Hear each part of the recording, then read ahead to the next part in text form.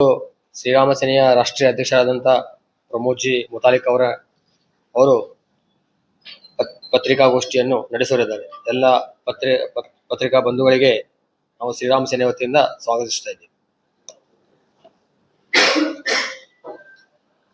ಒಂದು 2-3 ವಿಷಯ ಹೇಳ್ತೀನಿ, ಮತ್ತೇನಾದ್ರು ಕೇಳಿದ್ರೆ ಕೇಳ್ಬೋದು. ಒಂದು, ಕೇರಳ ಸ್ಟೋರಿ 2 ಎಲ್ಲ ಹಿಂದೂಗಳು ಕುಟುಂಬ ಸಹಿತ, ಮಹಿಳೆಯರು ಸಹಿತ ನೋಡಬೇಕು ಅಂತ ಹೇಳಿ ನಾನು ಆಗ್ರಹವನ್ನು ಮಾಡ್ತಾ ಇದ್ದೀನಿ. ಕೇರಳ ಸ್ಟೋರಿಯಲ್ಲಿ ಮೊದಲೇದರಲ್ಲಿ ಹೇಗೆ ಅವರನ್ನ ಜಿಹಾದಿಗಳನ್ನ ಅಂದ್ರೆ ಟೆರರಿಸ್ಟಿಗೆ ಹೇಗೆ ಉಪಯೋಗಿಸ್ಕೊಳ್ತಾರೆ ಅಂತನ್ನುವಂತಹದ್ದು ತೋರಿಸಿದ್ರು. ಈ 2ನೇ ಇದರಲ್ಲಿ ರಾಜ್ಯ ಬಿಟ್ಟು ಬೇರೆ ದೇಶದಲ್ಲೆಲ್ಲ ಹೇಗೆ ಯಾವ ರೀತಿ ನಡೀತಾ ಇದೆ ಅಂತನ್ನುವಂತಹದ್ದು 2-3 ಉದಾಹರಣೆಗಳನ್ನ ತಗೊಂಡು ಮಾಡಿದ್ದಾರೆ. ಅಷ್ಟೇ ಅಲ್ಲ, ಮುಸ್ಲಿಮ ತಂತ್ರಗಾರಿಕೆ ಏನಿದೆ ಮತ್ತು ತಂದೆ ತಾಯಿ ಹೇಗೆ ಒಂಥರ ಪರಿತಪಿಸ್ತಾರೆ, ಹೇಗೆ ಅವರು ನೋವನ್ನ ವ್ಯಕ್ತಪಡಿಸ್ತಾರೆ, ಮತ್ತು ಈ ಮೋಹದ ಅಂದ್ರೆ ವಯಸ್ಸಿನ ಯೌವನದ ಇದರಲ್ಲಿ ಹಿಂದೂ ಹುಚ್ಚು ಹುಡುಗಿಯರು ಹೇಗೆ ಬಲಿ ಆಗ್ತಾರೆ, ಈ ರೀತಿ ವ್ಯವಸ್ಥಿತವಾದಂಥ ವಾಸ್ತವಿಕವಾದಂಥ ಸತ್ಯ ಘಟನೆಗಳ ಆಧಾರದ ಮೇಲೆ ಕೇರಳ ಸ್ಟೋರಿ 2 ಇದು ಅತ್ಯಂತ ಅದ್ಭುತವಾಗಿದೆ. ನಾವು ಸಾವಿರಾರು ಭಾಷಣಗಳ ಮೂಲಕ ಹೇಳೋಕ್ಕಿಂತ ಒಂದು ಸಿನಿಮಾವನ್ನು ತೋರಿಸಿದ್ರೆ ಸಂಪೂರ್ಣ ಪರಿವರ್ತನೆ ಆಗತ್ತೆ, ಪರಿಣಾಮ ಬೀರುತ್ತೆ, ಜಾಗೃತಿ ಆಗತ್ತೆ. ಹಾಗಾಗಿ ಈ ಸಿನಿಮಾವನ್ನ ಎಲ್ಲ ಹಿಂದೂಗಳು ನಮ್ಮ ಮಕ್ಕಳನ್ನ ಕರ್ಕೊಂಡು ನೋಡಬೇಕು ಅಂತನ್ನುವಂಥದ್ದು ನಾನು ಆಗ್ರಹವನ್ನು ಮಾಡ್ತಾ ಇದ್ದೇನೆ.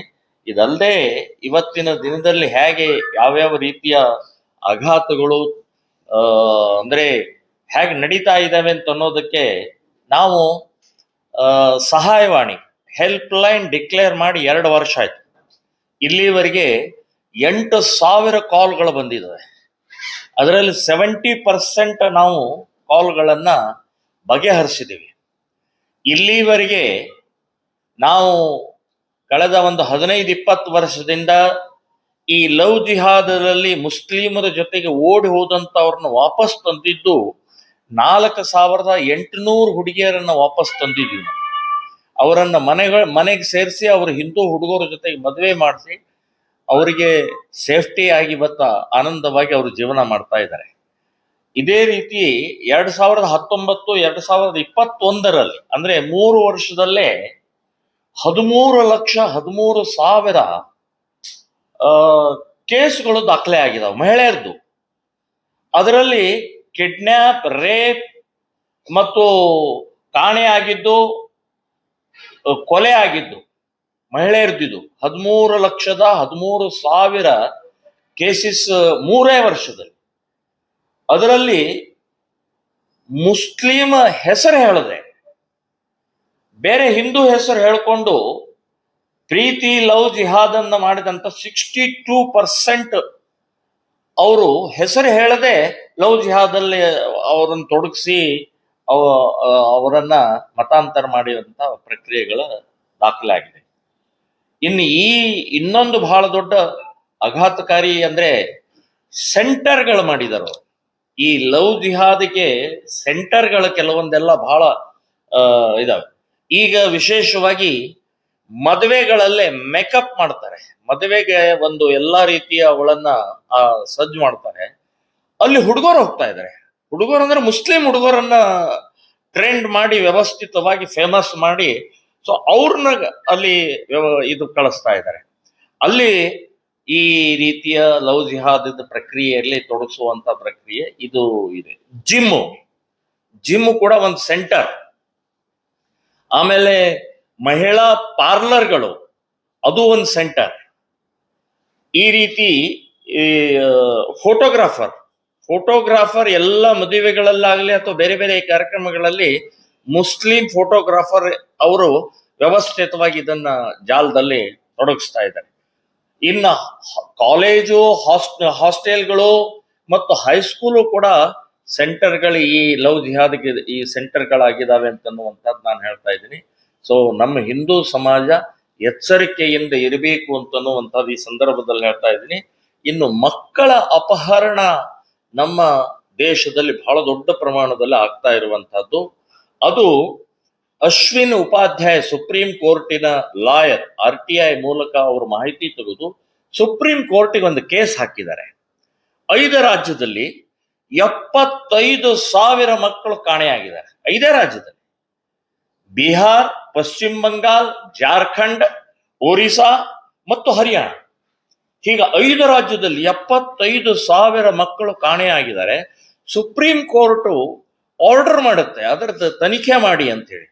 ತನಿಖೆ ಮಾಡಿದಾಗ ಅದು ಮದರ್ಸಾದಲ್ಲಿ ಮಕ್ಕಳೆಲ್ಲ ಕರ್ಕೊಂಡು ಹೋಗಿ ಅವರಿಗೆ ಸುನ್ನತ್ ಮಾಡಿಸಿದ್ದಾರೆ, ಮತಾಂತರ ಮಾಡಿದ್ದಾರೆ ಮತ್ತು ಹೆಸರುಗಳನ್ನ ಬದಲಾವಣೆ ಮಾಡಿದ್ದಾರೆ ಅಂತನ್ನುವಂಥದ್ದು ಭಯಾನಕ ವರದಿ ಸುಪ್ರೀಂ ಕೋರ್ಟ್ ಅದನ್ನ ತಗೊಳುತ್ತೆ.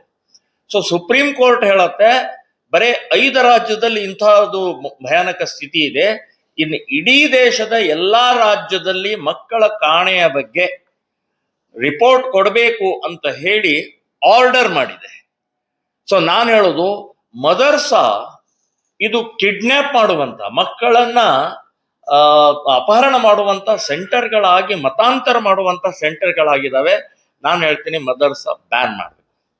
ಲವ್ ಜಿಹಾದ್ ದೊಡ್ಡ ಪ್ರಕರಣಗಳಾಗ್ತಾ ಇರುವಂತಹ ಸಂದರ್ಭದಲ್ಲಿ ಇದು ಮಕ್ಕಳದ ಅಪಹರಣದ ಈ ಜ್ವಲಂತ ಉದಾಹರಣೆ. ಮೊನ್ನೆ ಜನವರಿಯಲ್ಲಿ ಹಳಿಯಾಳದ ಒಬ್ಬ ಮುಸ್ಲಿಂ ಧಾರವಾಡಕ್ಕೆ ಬಂದು ಒಂದು ಕನ್ನಡ ಶಾಲೆಯಲ್ಲಿ ಇರುವಂತ 3ನೇ ಕ್ಲಾಸಿನ 2 ಹುಡುಗರನ್ನ ತಗೊಂಡು ಹೋಗ್ತಾನವನು. ತಗೊಂಡು ಹೋಗಿ ಆ ಜೊಯ್ಡಾ ಹತ್ರ ಆಕ್ಸಿಡೆಂಟ್ ಆದ ತಕ್ಷಣನೇ ಗೊತ್ತಾಗತ್ತೆ ಇವರ ಮಕ್ಕಳು ಯಾರು ಏನು ಅಂತ ಕೇಳಿದಾಗ ಗೊತ್ತಾಗತ್ತೆ ಅಪಹರಣ ಮಾಡಿರ್ತಾರೆ. ಅವನ್ನ ಅರೆಸ್ಟ್ ಮಾಡ್ತಾರೆ, ಕೇಸ್ ಹಾಕ್ತಾರೆ. ಅವನ ಮೇಲೆ 1 ವರ್ಷದ ಹಿಂದೆನೆ ಇದೇ ಅಪಹರಣದ ಕೇಸು ಕೂಡ ಅವನ ಮೇಲೆ ಇದೆ. ಅಂದ್ರೆ ನಾನು ಆ ಸುಪ್ರೀಂ ಕೋರ್ಟಿನ ತನಿಖೆ ಮತ್ತು ಇಲ್ಲಿ ಆಗ್ತಾ ಇರುವಂತ ಪ್ರಕ್ರಿಯೆಗೆ ನಾನು ಟ್ಯಾಲಿ ಮಾಡ್ತಾ ಇದ್ದೀನಿ. ಇದು ಬಹಳ ದೊಡ್ಡ ಮುಸ್ಲಿಮರ ಮಕ್ಕಳ ಅಪಹರಣ ಮಾಡಿ ಮದರ್ಸಾ ಸೆಂಟರ್ ಮಾಡಿ ಅಲ್ಲಿ ಮತಾಂತರ, ಅಲ್ಲಿ ಸುನ್ನತು, ಅಲ್ಲಿ ಅವ್ರ ಹೆಸರು ಪರಿವರ್ತನೆ ಮಾಡುವಂತ ಪ್ರಕ್ರಿಯೆ ಮಾಡ್ತಾ ಇದ್ರೆ ಮದರ್ಸಾ ಬ್ಯಾನ್ ಮಾಡಬೇಕು ಅಂತನ್ನುವಂಥದ್ದು ಹೇಳ್ತೇನೆ. ಇನ್ನು ಲವ್ ಜಿಹಾದ್, ಈಗಾಗಲೇ 3 ರಾಜ್ಯದಲ್ಲಿ ಲವ್ ಜಿಹಾದ್ ವಿರುದ್ಧ ಕಾನೂನಿದೆ. ಹಾಗೆ ಕರ್ನಾಟಕ ಅಷ್ಟೇ ಅಲ್ಲ, ನಾನು ಕರ್ನಾಟಕಕ್ಕೆ ಒಂದು ಆಗ್ರಹ ಮಾಡೋದಷ್ಟಲ್ಲ, ಇಡೀ ದೇಶದಲ್ಲಿ ಸೆಂಟ್ರಲ್ ಗವರ್ಮೆಂಟು ಇದರ ಸಂಬಂಧಪಟ್ಟಾಗಿ ಒಂದು ಕಾನೂನನ್ನ ಸ್ಟ್ರಿಕ್ಟ್ ಆಗಿ ಮಾಡಬೇಕು. ಇಲ್ಲಾಂದ್ರೆ ಬಹಳ ದೊಡ್ಡ ಪ್ರಮಾಣದಲ್ಲಿ ಒಂದು ಲವ್ ಜಿಹಾದ್ ಅಂದ್ರೆ ಜನಸಂಖ್ಯೆ ತಮ್ಮ ಜಾಸ್ತಿ ಮಾಡಿಕೊಳ್ಳುವಂತಹ ಪ್ರಕ್ರಿಯೆಯಲ್ಲಿ ಇದು ಒಂದು ಪಾರ್ಟ್. ಸೊ ಆ ಹಿನ್ನೆಲೆಯಲ್ಲಿ ಇದು ಬೆಳೀತಾ ಇರುವಂತಹ ಭಯಾನಕವಾದಂತ ಈ ಸ್ಥಿತಿಯಲ್ಲಿ ನನ್ನ ಕಡೆಗೆ ಒಂದು ಪುಸ್ತಕ ಇದೆ. ನಾನು ದೆಹಲಿಯಲ್ಲಿ ಹೋದಾಗ ನಾನು ಬಿಡುಗಡೆ ಆದಂತ ಸಂದರ್ಭದಲ್ಲಿ ಈ ಪುಸ್ತಕ 57 ರಾಷ್ಟ್ರಗಳಲ್ಲಿ 50 ರಾಷ್ಟ್ರಗಳು ಜನಸಂಖ್ಯೆ ಮೂಲಕನೇ ಆಗಿದ್ದಾವೆ ಮುಸ್ಲಿಂ ರಾಷ್ಟ್ರಗಳಾಗಿದ್ದು.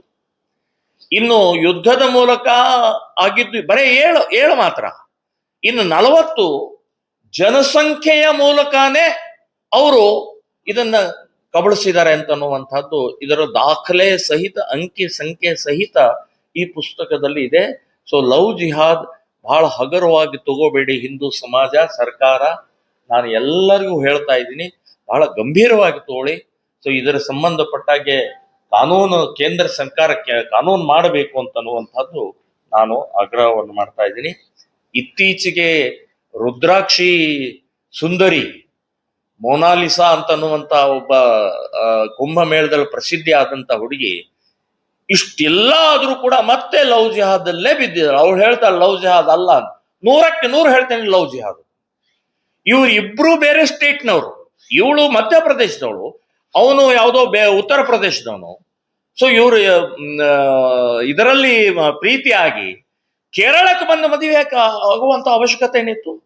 ಸೊ ಕೇರಳ ಪ್ರೊಟೆಕ್ಷನ್ ಕೊಡುತ್ತೆ, ಕೇರಳ ಅವ್ರಿಗೆ ಪ್ರೋತ್ಸಾಹ ಕೊಡುತ್ತೆ. ಮುಂದಿನ ಪ್ರಕ್ರಿಯೆ ಎಲ್ಲಾ ರೀತಿಯಲ್ಲಿ ಅಲ್ಲಿ ನಡೆಯುತ್ತೆ. ಒಂದು ಈ ಊರಿದೆ, 10 ಎಕರೆ ಜಮೀನಿನಲ್ಲಿ ಇದೇ ಉದ್ಯೋಗ, ಮತಾಂತರ, ಲವ್ ಜಿಹಾದು, ಇದೆಲ್ಲ ದೃಷ್ಟಿಯಿಂದ ಬಹಳ ದೊಡ್ಡ ಪ್ರಮಾಣದಲ್ಲಿ ಅದೊಂದು ದೊಡ್ಡ ಸೆಂಟರ್ ಇದೆ. ಹಾಗಾಗಿ Kerala story number 1, Kerala story number 2, ಕೇರಳದ ಯಾಕೆ ಹೆಸರು ತಗೊಂಡೆ ಅಂದ್ರೆ ಇದಕ್ಕೆ ಕಾರಣ, ಇದೇ ಕಾರಣ. ಟ್ರೈನಿಂಗ್ ಸೆಂಟರ್ಗಳು ಇರೋದ್ರಿಂದನೇ ಇದೆಲ್ಲ ಕಾರಣದಿಂದ ಇದೆಲ್ಲ ಆಗ್ತಾ ಇದೆ. ನಾನು ಹೇಳೋದು, ಮೊನಾಲಿಸಾ ಏನಿವತ್ತು ಅವನು ಫರ್ಮಾನ್ ಖಾನ್ ಅಂತನ್ನುವಂಥದ್ದು ಜೊತೆಗಿದೆ, 100ಕ್ಕೆ 100 ಹೇಳ್ತೀನಿ, ಲವ್ ಜಿಹಾದನೆ. ಆಕೆ ನಾನು ಮತಾಂತರ ಆಗೋದಿಲ್ಲ, ಅವನು ಹೇಳಿದಾನ ಅವಳೇನೇನೇನ್ ಮತಾಂತರ ಆಗದೆ ಒಂದು ಹುಡುಗಿ ಮುಸ್ಲಿಂ ಆಗದೆ ಅವ್ರು ಎಕ್ಸೆಪ್ಟೇ ಮಾಡೋದಿಲ್ಲ. ಮುಸ್ಲಿಂ ಸಮಾಜ ಎಕ್ಸೆಪ್ಟ್ ಮಾಡೋದಿಲ್ಲ, ಇವಳು ಹಿಂದೂ ಇದ್ರೆ ಎಕ್ಸೆಪ್ಟ್ ಮಾಡೋದಿಲ್ಲ. ಕೇರಳ ನಂಬರ್ ಸ್ಟೋರಿ 2 ತೋರಿಸಿದಾರೆ ಅದನ್ನ. ವಾಸ್ತವಿಕತೆ ಏನಿದೆ, ಅವರು ಕುರಾನ್ದಲ್ಲೂ ಕೂಡ ಅದೇ ಇದೆ. ಸೊ ಯಾರನ್ನೋ ಮದುವೆ ಆಗುವಂತಹದ್ದು ಕಾಫಿರ್ ಅಂತ ಹೇಳ್ತಾರ ಅವ್ರು.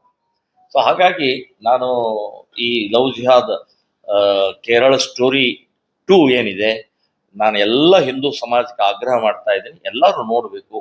ಮತ್ತು ದೊಡ್ಡ ದೊಡ್ಡ ಉದ್ಯಮಿಗಳು, ಶ್ರೀಮಂತರು, ಈ ಜನಪ್ರತಿನಿಧಿಗಳು ಮುಕ್ತವಾಗಿ ಫ್ರೀಯಾಗಿ ಒಂದೊಂದು ಸ್ಪಾನ್ಸರ್ ಮಾಡಿ ಕಾಲೇಜ್ ವಿದ್ಯಾರ್ಥಿನಿಯರಿಗೆ, ಕಾಲೇಜ್ ವಿದ್ಯಾರ್ಥಿಗಳಿಗೆ ಇದನ್ನು ತೋರಿಸ್ಬೇಕು ಅಂತ ಹೇಳಿ ಕೂಡ ಅವರಲ್ಲಿ ನಾನು ವಿನಂತಿ ಮಾಡ್ತಾ ಇದ್ದೀನಿ. ಇನ್ನು ಎರಡನೇದು ಯುಗಾದಿ ಮತ್ತು